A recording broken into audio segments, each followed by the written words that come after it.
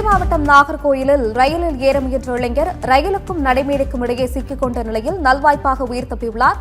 முழு விவரங்களோடு இணைக்கிறார் செய்தியாளர் விமலா. விமலா, வணக்கம். கூடுதல் விவரங்கள். வணக்கம் நிகிதா. கன்னியாகுமரி மாவட்டம் நாகர்கோயில் சந்திப்பு ரயில் நிலையத்தில் கன்னியாகுமரியில் இருந்து திப்ரூகர் செல்லும் விவேக் எக்ஸ்பிரஸ் ரயில் வந்து கொண்டிருந்தது. கேரளா வழியாக அஸ்ஸாம் மாநிலத்துக்கு செல்லும் இந்த ரயிலில் ஏறுவதற்கு எப்போதும் வட மாநிலங்களை சேர்ந்தவர்கள் போட்டி போட்டு நிற்பது வழக்கம். அந்த வகையில் நாகர்கோயில் சந்திப்பு ரயில் நிலையத்திற்கு வந்த ரயிலில் இதே போன்று பயணிகள் பலரும் முண்டியடித்து ஏறிக்கொண்டிருந்தனர்.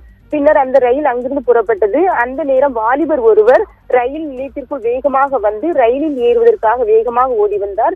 அதற்காக அவர் ரயிலில் உள்ள கைப்பிடியை பிடித்து ஏற முயன்றார். ஆனால் அவரது பிடி நழுவியதால் தவறி கீழே விழுந்த அவர் ரயிலுக்கும் நடைமேடைக்கும் இடைப்பட்ட பகுதியில் சிக்கிக் கொண்டார்.